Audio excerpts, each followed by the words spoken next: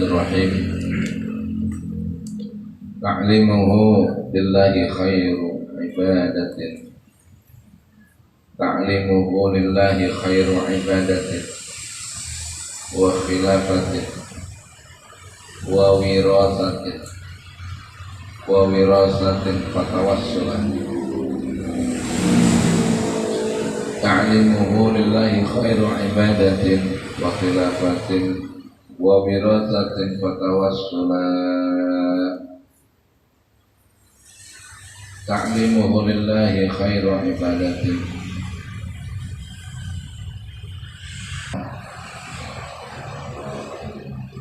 yaitu sebaik-baik ibadah dan sebaik-baik pengganti dan sebaik warisan. Fatawassulah, maka jadikanlah lantaran olehnya. Jadikanlah perantaraan olehmu. Ay ta'limul ilmi an-nafi'i lillahi ta'ala khairu ibadah. Tafsirnya, mengajarkan ilmu yang bermanfaat karena Allah itu adalah sebaik-baiknya ibadah. Jadi orang ngajar itu, guru, kiai, itu sebaik-baik ibadah. Ibadah paling baik ngajar, ngajar ngaji. Dari awal yang dimaksud ilmu sini, ilmu agama, bukan sembarangan. Ngajar pesannya biasa, tapi sebaik-baik ibadah ngajar. Dasarnya ada. Qala sallallahu alaihi wasallam, ma'afadal muslimu akhahu fa'idatan afdalu min hadithin hasanin balaghahu fa balaghahu.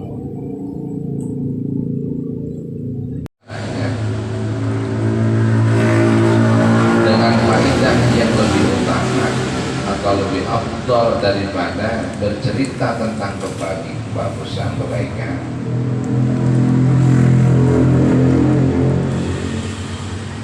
Daripada cerita tentang kebaikan, artinya tidak ada satu faedah yang lebih afdal bagi seorang muslim kepada saudaranya daripada cerita tentang kebaikan yang ia sampaikan. Nah, cerita-cerita kebaikan itu ya dari ilmu pengetahuan agama yang berdasar kepada Al-Quran, hadis, kemudian dia disampaikan itu ngajarin.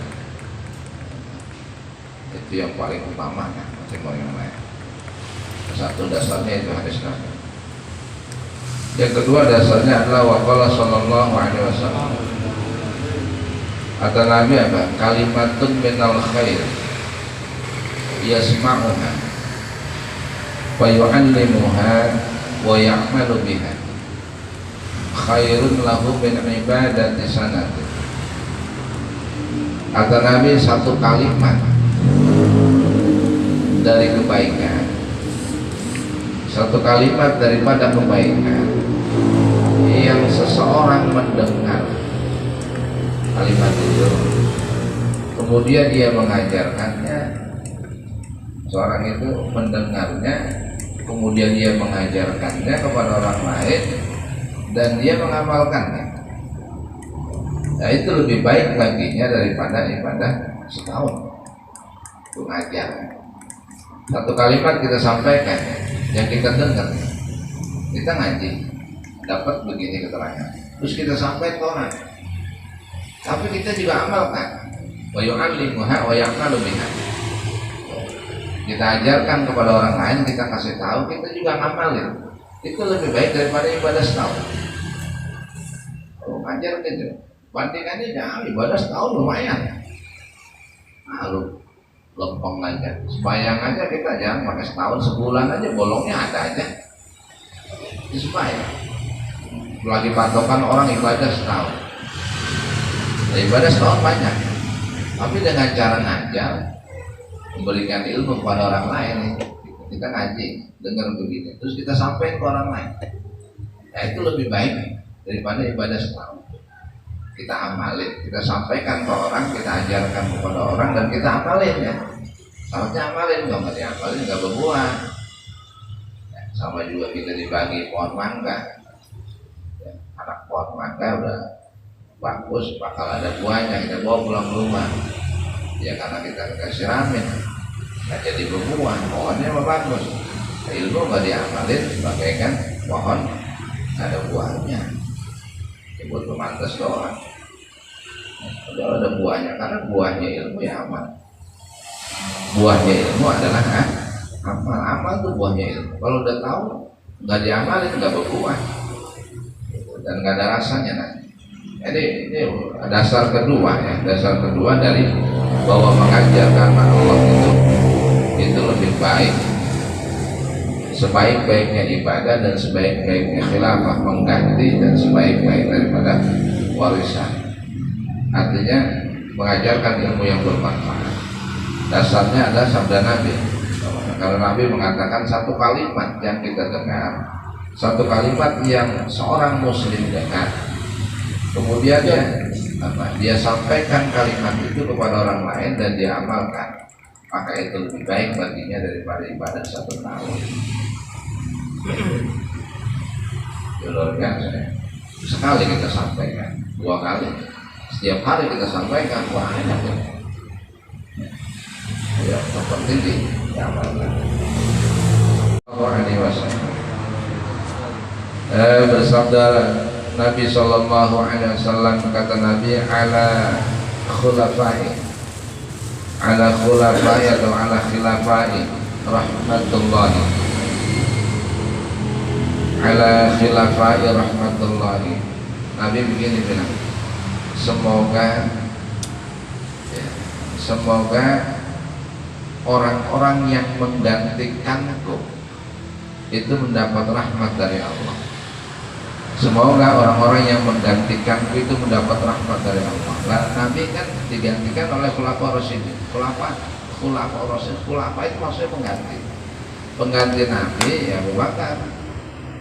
Kemudian Abu Bakar wafat, ganti Umar, itu khilafah.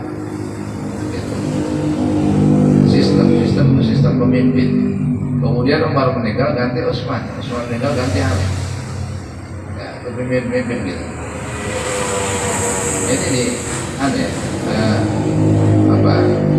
bertahap. Nah, terus nanti ujungnya apa? Yaitu Nabi bilang, semoga orang-orang yang menggantikan, artinya menjalankan agama terus dilanjutkan sampai selanjutnya, ini selalu mendapatkan rahmat dari Allah. Nah, itu karena ada hadis juga, kata Nabi, al-ulama warasatul anbiya. Itu warisan, itu yang ketiga. Yang ini yang khilafah pengganti. Gitu. Nah, Nabi ngomong begitu. Nabi bilang ala khilafah atau khilafah. Ala khilafah rahmatullah. Semoga orang-orang yang menggantikanmu itu mendapat rahmat dari Allah. Kemudian Rasulullah ditanya, waqila man khulafa'uka ya Rasulullah. Dan Nabi ditanya, wahai Rasulullah, siapa orang yang menggantikan engkau? Nabi ditanya begitu. Faqala, maka Nabi menjawab, alladzina yuhyuna sunnati wa yu'allimunaha ibadallah. Nabi menjawab, orang yang menggantikan aku adalah orang-orang yang menghidupkan sunnahku dan mengajarkan sunnahku kepada hamba-hambanya Allah. Itu dia yang menggantikan. Nah, itu maksudnya. Makanya karena orang mengikuti jejaknya Nabi, ya dianggap dia mengikuti jalannya Nabi. Kemudian ada yang membuat sistem khilafah sebagaimana Nabi.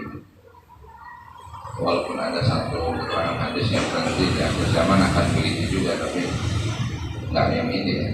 sangat keliru. Itu dasarnya, sehingga dikatakan apa? Oh, yang Rasulullah itu ngajinya langsung malaikat Jibril dari Allah. Dan Nabi ngajari kepada para sahabat itu ngajinya langsung dari kepada Rasulullah. Jadi enak, karena apa?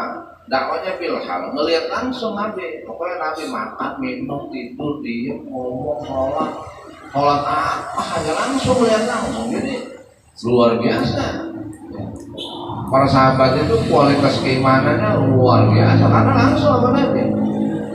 Kalau mau nanya kan langsung nanya. Kayak orang nanya ke guru itu, kalau begini bagaimana? Ya apalagi sekelas Nabi. Karena Nabi kalau nggak bisa jawab apa nih? Beliau ditanya oleh sahabat, ya Rasulullah kalau begini bagaimana? Ya Nabi nggak ngomong. Itu nggak ngomong. Harus turun wahyu Al-Quran baru Nabi ngomong. Ya, begitu Nabi modelnya. Ya, enggak sedikit juga kadang-kadang Nabi ditanya oleh sahabat, oleh orang, wahyu kagak turun-turun. Ya Nabi kalau wahyu kagak turun nggak ngejawab ya biasanya. Jadi nggak berani ngomong Nabi juga, seperti contoh pada waktu perang sahabat yang diajak perang yang tumpulan aja lama banget. Dulu udah pada kumpul belum. Baju perangnya udah disiapin, udah pada ngumpul belum, ya entah dulu lelet, ogogan aja gitu, diajak perang. Akhirnya sampai para sahabat yang lain berangkat, dia kagak berangkat. Udah telanjur jalan, nggak nyusul dia, gitu. Jadi lokasinya dia nggak tahu kan. Sampai para sahabat dan Nabi pulang dari perang itu, dia ketakutan itu. Karena Quran kan dibahas, kutiba alaikumul kita diwajibkan agar sekalian berperang. Pada waktu itu ayatnya begitu, jadi perang lain. Orang nggak perang dosa, karena ajakan Nabi kemudian Allah. Ya. Nah, tapi ayat itu pada saat ini jangan sakral, jangan tekstual memahaminya. Diwajibkan agar sekalian berperang. Siapa jadi perangin ya kagak biasa. Karena kita hidup sudah pada keadaan yang damai.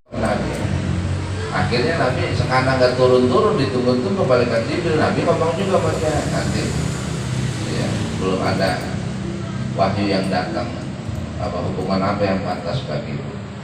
Nggak turun-turun, kabarnya berapa hari gitu nggak turun-turun. Terus sekarang kamu di rumah aja, ya, nggak usah kuasono kemari, nggak usah nemuin saya, nggak usah apa itu, ya sholat di masjid pun nggak usah di rumah aja. Sampai begitu, sholat di masjid aja nggak usah sholat di masjid. Nah, selama 40 hari baru turun lagi. Nah gitu ya. Ini artinya Nabi juga mengalami ini. Ketika ada orang bertanya, wahyu turun. Ada juga Nabi lagi jalan sama sahabat, tiba-tiba wahyu turun. Itu langsung diem begitu. Jadi kayak apa ya? Kayak orang klub lagi diisi gitu memorinya. Kira start dulu baru sadar lagi gitu. Itu juga terjadi sama Nabi. Nah, jadi wahyu kalau turun macam-macam. Nah, ini modelnya apa? Ya, tidak sekali dua kali. Ketika Nabi ditanya oleh seorang, wahyu tak kunjung datang, agak lambat. Itu juga sangat pernah terjadi. Ya, artinya gini. Artinya orang-orang yang apa? Nabi mengatakan di sini bahasanya mengajar termasuk adalah sebaik-baiknya ibadah dan sebaik-baiknya khilafah mengganti. Artinya estafet penerus dari Rasul yang turun kepada khalifah, pemimpin-pemimpin itu, karena dia mengajarkan umat. Nah, karena ada satu ungkapan doa, bentuk doa dari Nabi yang doa itu apa berbunyi ala khulafai rahmatullah, semoga terhadap pengganti-pengganti itu rahmat Allah bagi mereka, tercurah rahmat Allah kepada mereka. Nah, Nabi bicara begitu dalam bentuk doa, ditanya oleh para sahabat, ya Rasulullah, man khulafa'uka? Ya Rasul, siapa penggantimu? Penggantimu itu siapa? Dan Nabi menjawab, mereka adalah yuhyuna sunnati wa yu'allimuna ibadallah. Penggantiku adalah penggantiku, sepeninggalku. Pengganti itu adalah orang-orang yang menghidupkan sunnahku dan mengajarkan sunnahku kepada hamba-hamba Allah. Mereka lah penggantiku. Ya berarti ulama, para sahabat terus ada ulama terus ulama kayak ganti-gantian. Nah kemudian wa ta'limu ayatun khairu wirasat. Kemudian juga mengajar termasuk sebaik-baik warisan. Bikasril wawi dibaca kasrah wawunya wirasatnya. Kama fil qamus sebagaimana di dalam qamus, kitab al-qamus. Kenapa mengajar dianggap sebaik-baiknya warisan? Fa innahu warasatun min Rasulillah sallallahu alaihi wasallam. Karena mengajar itu warisan dari Rasul. Qala Rasulullah sallallahu alaihi wasallam, kata Nabi, al ulama warasatul anbiya. Ulama adalah pewaris para nabi. Ulama warisan nabi. Ya. Ulama itu warisannya nabi. Yang hidup bersama dengan nabi, para sahabat tabi'in, terus ulama. Ya. Karena langsung punya standar keilmuannya ulama dari para tabi'in. Tabi'in dan ke atas dari para sahabat dari nabi dapat ilmunya. Makanya disebut ulama, kata Nabi, ulama itu warisan para nabi. Nah, di sini baru dijelasin wa ma'lumun annahu la rutsbata fawqa nubuwwati. Wa ma'lumun, dan sudah menjadi maklum. Dan sebagaimana diketahui bahwasanya la rutsbata fawqa nubuwwati, tidak ada derajat di atas kenabian. Tidak ada derajat di atas kenabian. Orang paling mulia ya Nabi. Di atas itu nggak ada, di atas nabi ya malaikat sudah. Nah, ini sudah menjadi maklum bahwasanya tidak ada derajat di atas kenabian. Wala syarafa fa syarafil warasati litil karusbati.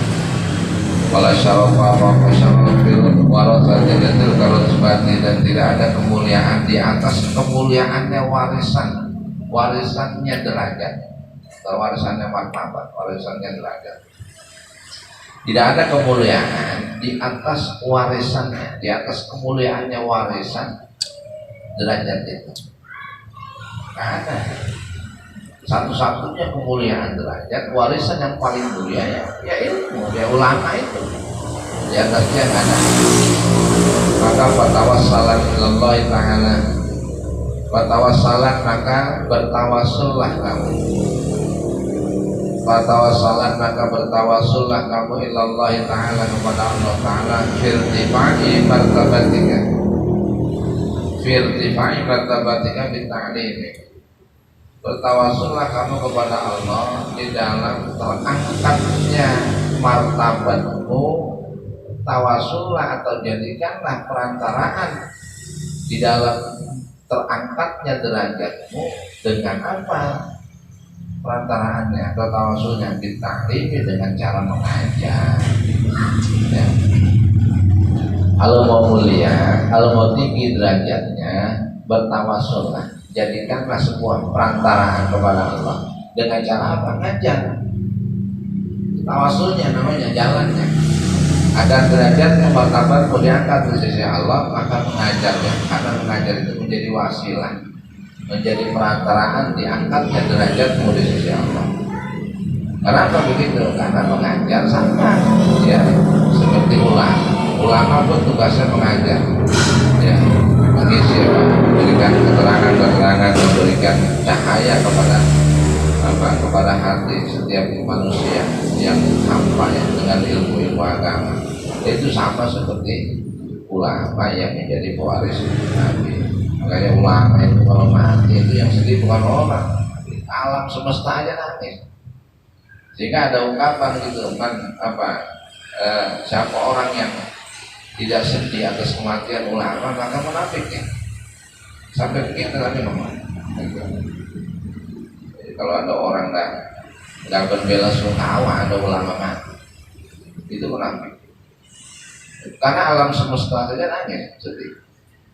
Apalagi ini dalam setahun ada 600 ulama, 600 kiai meninggal dalam setahun. Luar biasa ya. Artinya gini, orang-orang alim itu dipanggil dulu sama Allah, ditarik-tarikin. Ya. Kalau orang alim ditarik-tarikin dulu, dipanggil sama Allah, ntar lama-lama keluar. Ya. Lama-lama keluar orang. Gelapnya apa? Gak ada panutan. Gak ada panutan, gak ada kiai. Kiai yang benar tapi yang bisa dipanut. Ada banyak kiai mantan, sisanya memang udah gak benar. Kalau banyak benar udah ditarik-tarikin semuanya. Sisanya yang kagak benar, yang nanya sama dia juga nggak benar, mau dipakainya kiai aja gitu, susah udah nggak bisa buat patokan. Akhirnya orang belum, kalau sekarang udah ada HP, nanyanya sama HP bukan sama kiai. Ada dijawab sama HP juga, nggak pintar aja sama kiai. Cuman HP mah gak ada haliahnya. Ente pernah lihat HP salaman sama orang salaman sama HP kan ada. Ya HP punya bini, punya anak kiai dalam kehidupannya ke kiai dengan istrinya, dengan anaknya, dengan keluarga, dengan tantenya, bertetangga, ribut apa gitu itu semua diatur oleh agama dan kiai contohin semuanya itu kebaikan-kebaikan itu. Ya itu kan ilmu. Kita nanya di HP dijawab kan dia nggak bisa nyontohin. Nah itu namanya apa? Kalau nyari ilmu mas sekarang zaman teknologi pakai HP juga orang bisa pintar, bisa asal rajin aja. Ada masalah tanya aja di Google, pintar dia apalagi dia hafal, dalilnya ada, hadisnya ada, Qurannya ada, keterangannya ada, bebas keterangannya. Kiai mana juga ada di situ, ustaz mana juga ada di situ, kelompok apa juga dia ada di situ. Ya, sampai-sampai kita nggak bisa bedain ini tulisan-tulisan apa dari kelompok mana, paham agamanya apa, yang penting itu aja. Terus kita hafalin kita sampaikan ke orang pinter, tapi apa itu disebut taklim, tapi bukan tarbiyah. Kalau kata bos-bos begitu, nggak ada tarbiyah, sempurna dikit dan nggak ada sanadnya, nggak ada sanad keilmuan, karena nggak ada gurunya, tulisan bukan guru. Ada orang lain.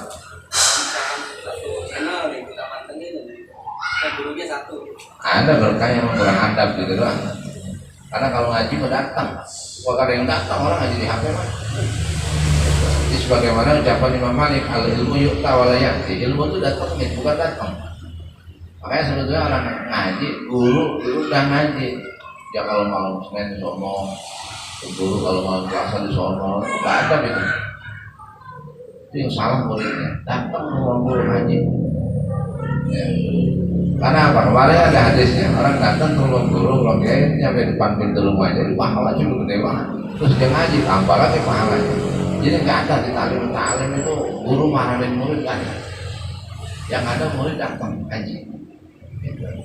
Makanya orang-orang berprinsip gitu. Akhirnya apa? Adabnya bergeser. Ya. Kalau adabnya udah bergeser, ya beda lagi nanti keberkahannya juga berkurang.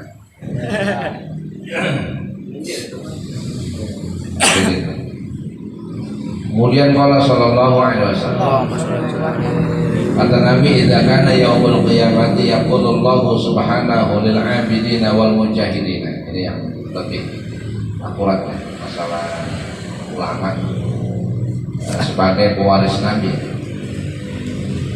Udkhulul jannata fayaqulul ulama wa fadli ilmina fayaqulul ulama bi fadli ilmina ta'abbadu wa jahadu fayaqulullahu azza wa jalla antum indika ba'di ka ba'di malaikati isfa'u tushaffa'u fayashfa'una thumma yadkhuluna al-jannata.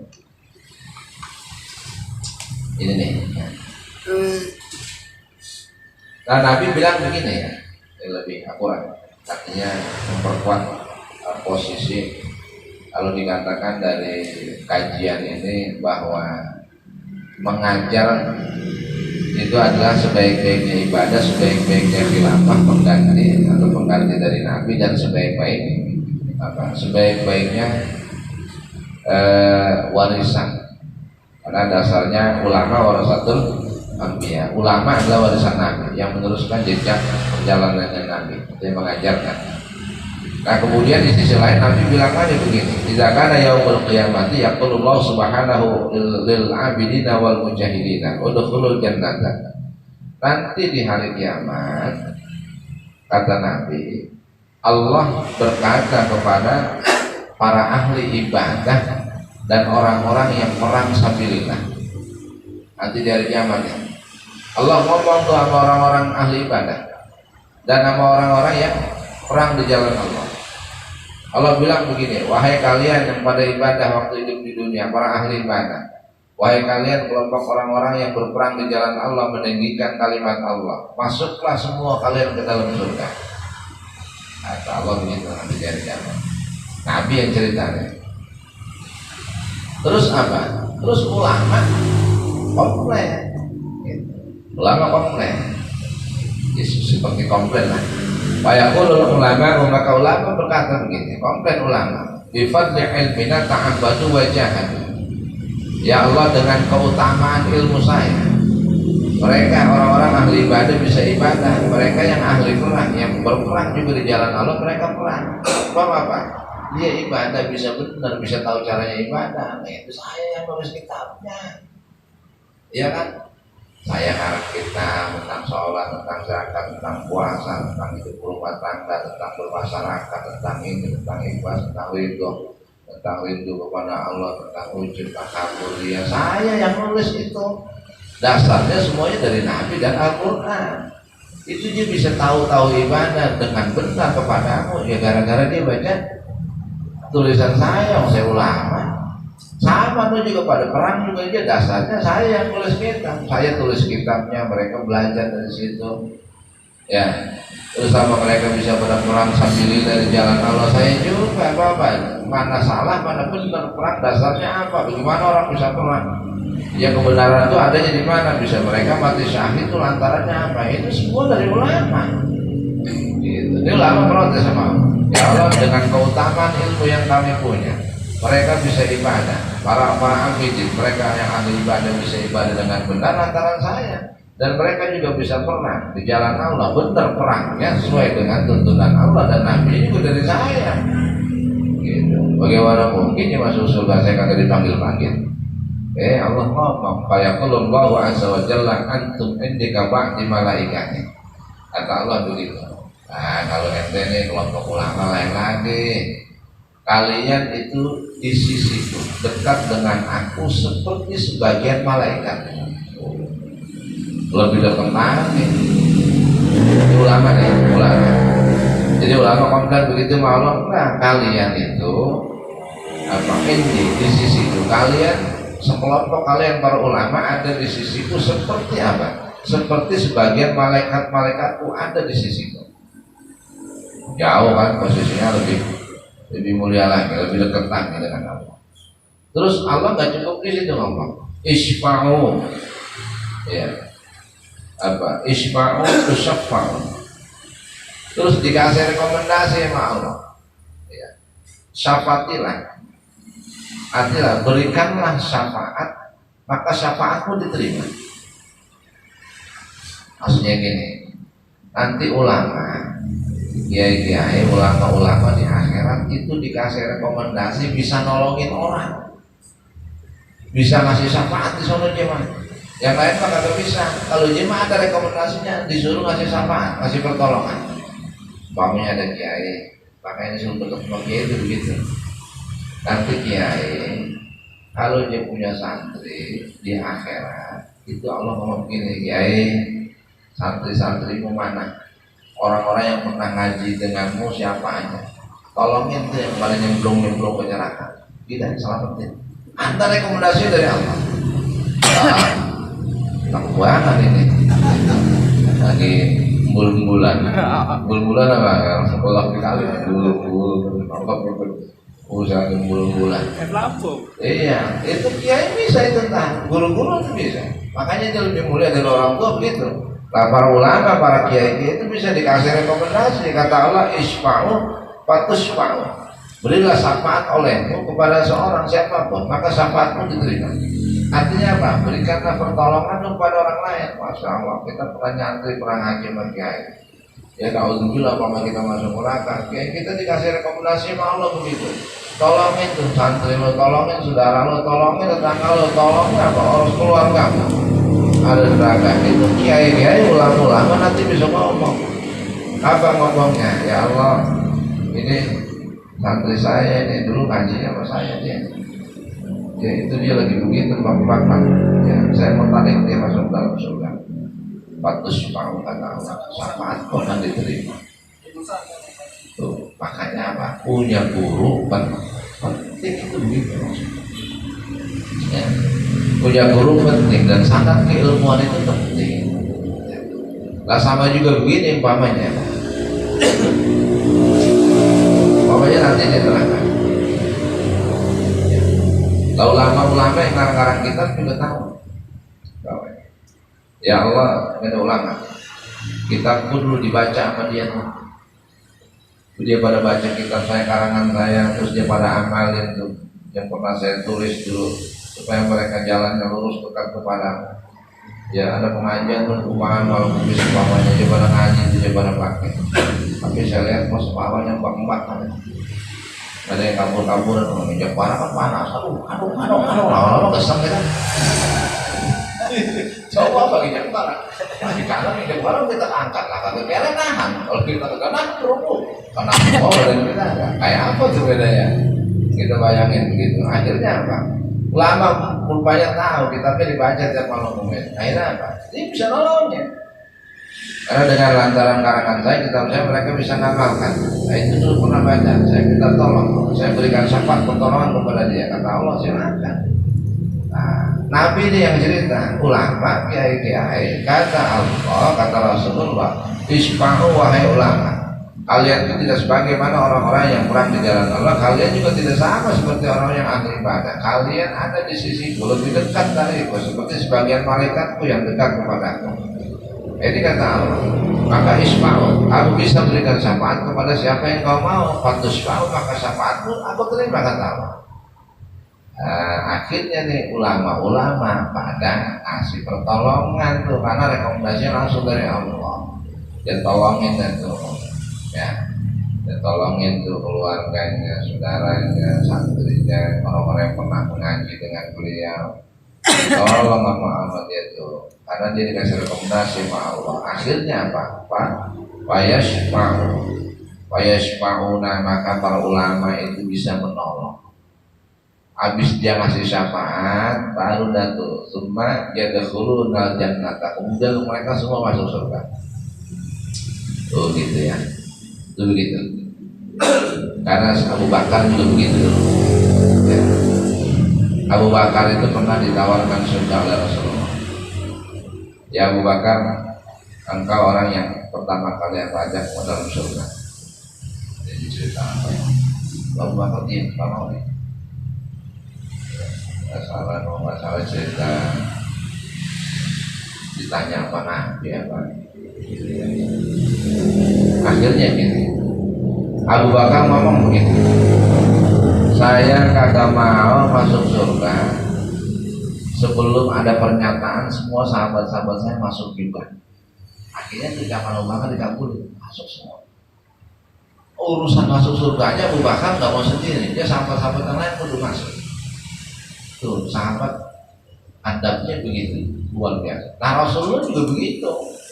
Rasulullah pada waktu sakit hendak meninggal, malaikat Jibril, malaikat maut datang.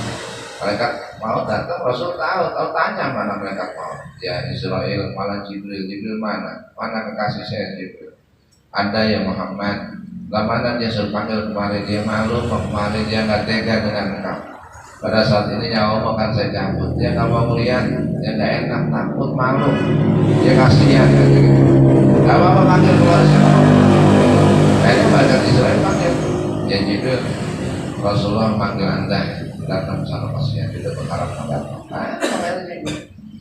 Ya pertemuan kita yang terakhir Jibril bantu. Nabi sebelum dicabut nyawanya ada beberapa permintaan yang diajukan kepada Jibril supaya Jibril ngomong ke Allah.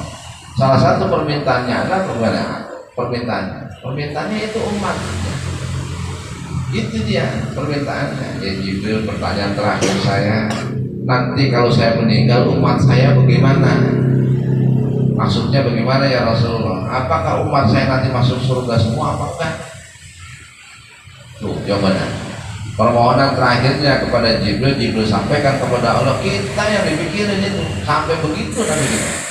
Agak ada Nabi yang begitu malah sampai begitu. Akhirnya Pak Jibril bilang, ya Rasulullah, umatmu semuanya akan masuk surga, kecuali ada juga sama orang-orang yang musyrik, yang mensekutukan Allah, tidak akan masuk surga. Jadi kalau berbuat dosa mah, ya ujung-ujungnya surga juga. Biasa mukmin maksiat, orang Islam berbuat maksiat biasa, tapi akhirnya surga juga. Tapi jangan sampai kalau bisa di neraka pahit kagak enak. Sehari itu di akhirat 1000 tahun. Ada apa? Dia nyebut nama saya.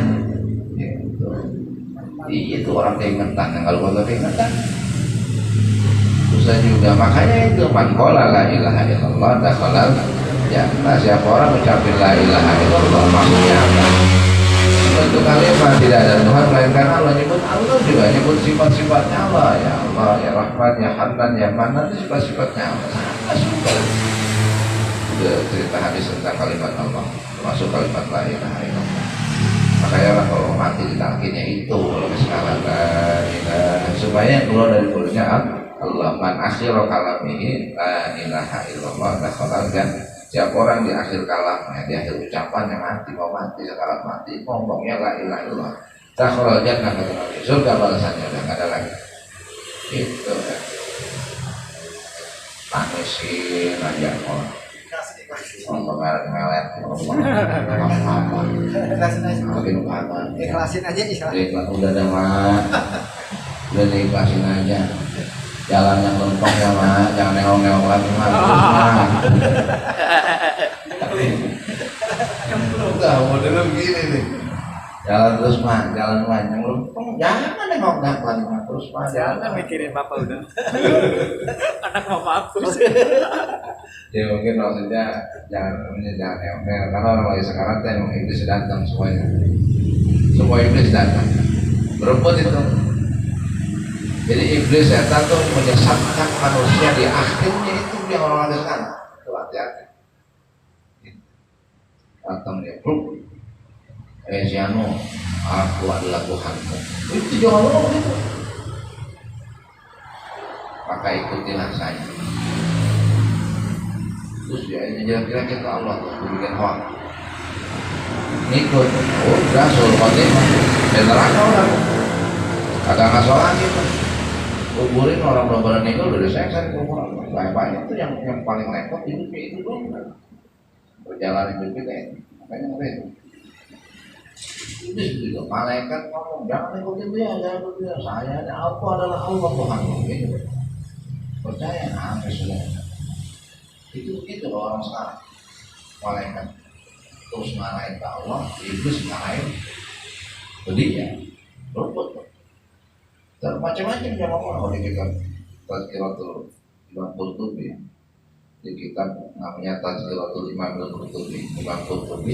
Kitabnya itu begini, datang iblis itu membentuk bapaknya, untuk emaknya. Pak, ini bapak lo udah payah tolong. Kita dulu udah mau mati, gue nih bapak lo, bapak agama yang benar di sisi Allah itu agama Yahudi, Nasrani begitu. Orang bapak kita, hidup kita ikut anak itu begitu nyasatin. Dia dah mah kalau begitu lah kafir itu langsung. Kalau udah kafir pasti neraka.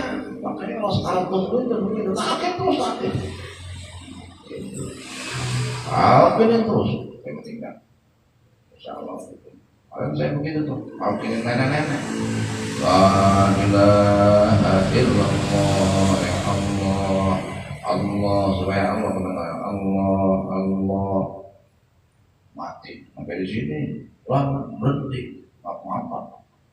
Ada ingat tuh, nah Rasulullah waktu mau dicabut nyawanya beliau pakai silakan, karena silakan itu mempermudah keluarnya roh, gitu.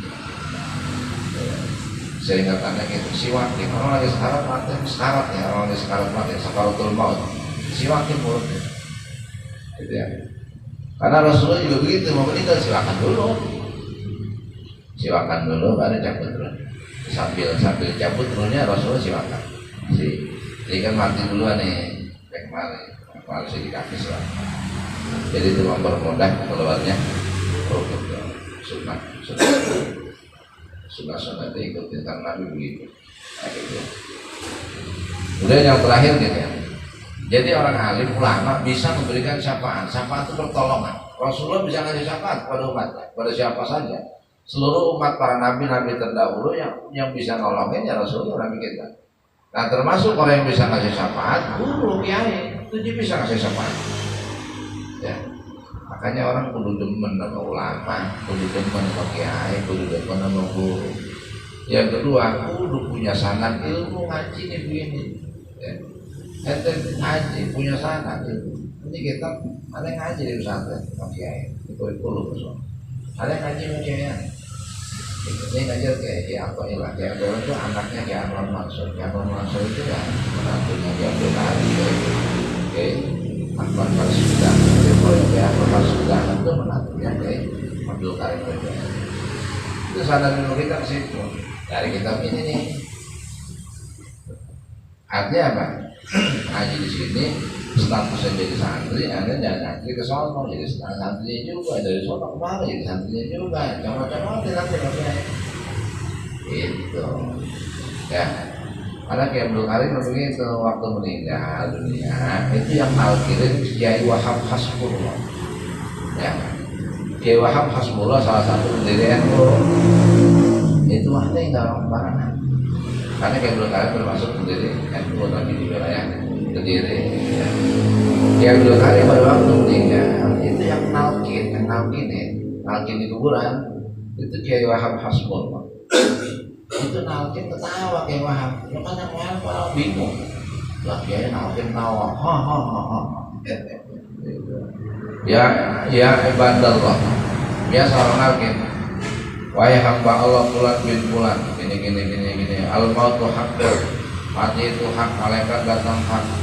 Apabila nanti ada dua malaikat datang kepadamu menanyakan mungkar dan nakir bahwa mereka adalah berdua makhluk Allah. Man rabbuka, siapa Tuhanmu? Maka jawab yang tegas, Tuhanku adalah Allah, Nabiku adalah Muhammad, agamaku adalah Islam. Terus jawab itu terakhir bahwa masuk ke was-was belum ngomong begitu. Nanti kalau di kuburan ditanya apa partaimu, jawab yang tegas, partaiku adalah NU. Dulu NU itu partai, ya tahun segituan, orang kan enggak organisasi. Nah itu di dalam kuburan nyaut, iya di dalam kuburan nyaut. Ya, kalau bukan wali mah enggak nyaut ya. Nah emang itu ditanya juga Bang Kiai, ada yang tahu ada yang tahu gitu, oh ya kader itu, kalau ditanya lo bertanya nyaut aja kan gitu. Kalau bukan wali nggak bisa nyaut tenang. Jadi kayak pas bulan tuh ketawa, lah orang yang pada datang kubur tuh mana, ini kayak malam ketawa kencang banget. Ada yang lucu gitu. Nah itu kisah apa yang menarik yang berkesan sampai sekarang itu. Ada orang ditarget nyaut, ya orang biasa nggak mungkin ya. Nah ini yang nalkin wali yang mati. Begitu ditanya juga apa partai yang kita kalau nongson ya tapi masih kita ditanya, gue mau lagi nanya aja belum. Ada yang diriin juga itu kalau orang tua kan wali juga tadi yang tanggung jawab. Ya Abdul Karim kalau nanti malaikat nanya apa partaimu, jawab yang tentang partai itu adalah NU. Memang itu ditanya di sana. Jadi jutaan ditanya begitu yang di kuburan jawab. Nah jadi kesannya gitu. Artinya apa? Udah kita jadi santrinya jangan takut begandol aja kata orang Jawa mah gandolan. Baru kita zaman masih kecil nonton kita ngikutin gede kita pegangin bajunya aja tuh begini. Iya. Nah, oke masuk surga mereka kan mungkin pakai gamis peganginnya baju udah udah jangan sampai putus jalan ke surga nyampe. Ya insya Allah begitu mudah-mudahan. Berkahnya orang ngaji ya. Ilmu punya ada sanadnya nyambung sampai Rasulullah. Nah gitu ya. Jangan takut. Nah, terus terang begini wahada innama yakunu bil ilmi al-muta'addi bi ta'limi lal ilmu al-lazimu alladzi la yata'adda. Wahada bermula ini syafaat. Wahada bermula ini syafaat. Artinya ulama bisa ngasih syafaat. Wahada bermula ulama ini bisa memberikan syafaat dalam hadis ini nih, hadis Rasulullah ini dijelaskan. Innama yakunu bil ilmi al-muta'addi. Ulama bisa memberikan pertolongan nanti di yaumil kiamat. Itu pertolongannya itu dengan ilmu. Bila ilmi dengan ilmu yang al-muta'addi bi ta'lim.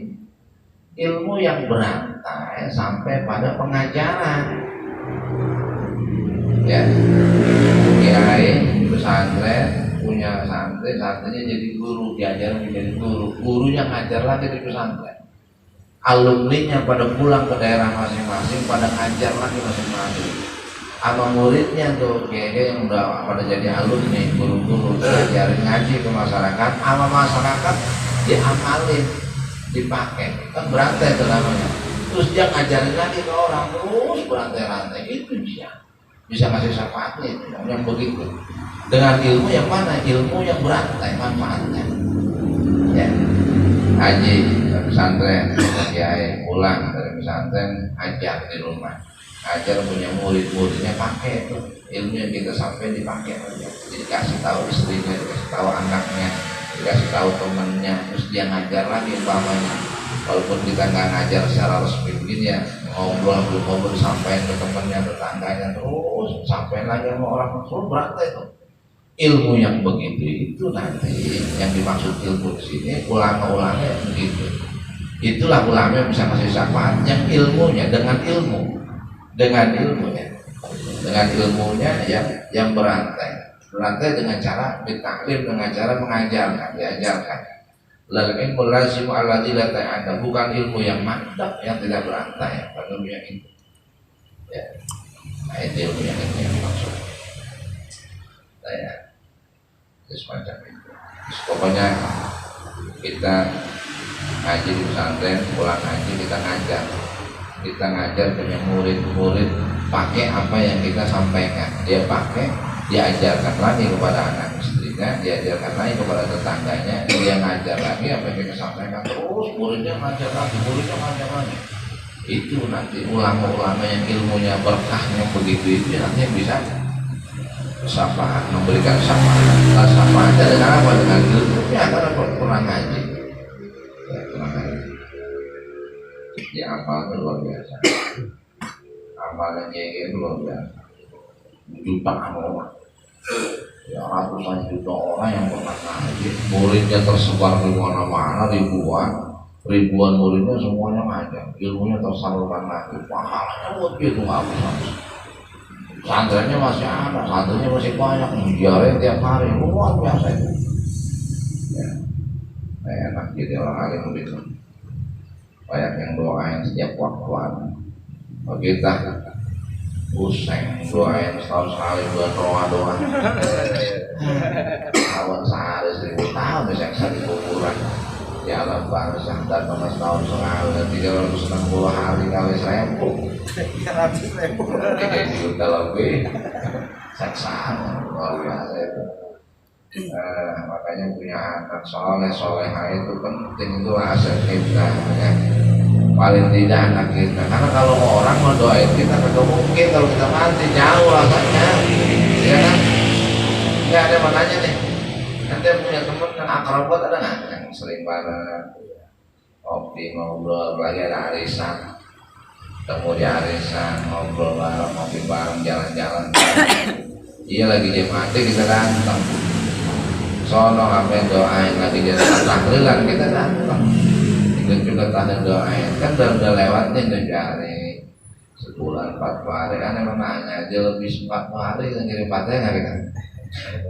Hilang.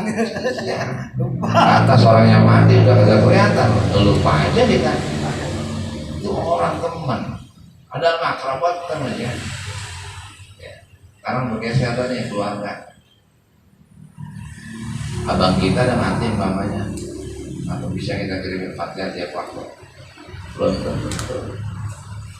Ini saudara kita, orang tua kita nih dua-duanya, apa bisa kita kirim fatihah tiap waktu? Belum tentu juga. Ya tiap waktu bakal bisa, tapi ya kadang-kadang mau saya kirim. Tuh. Masih penting kadang-kadang dikirim. Karena apa? Karena anak. Di seluruh-luruhnya anak ada juga kalau aja ingatnya, dapat juga kita angin. Kenapa? Karena orang tua yang lebih pantas justru yang anak dibanding orang lain.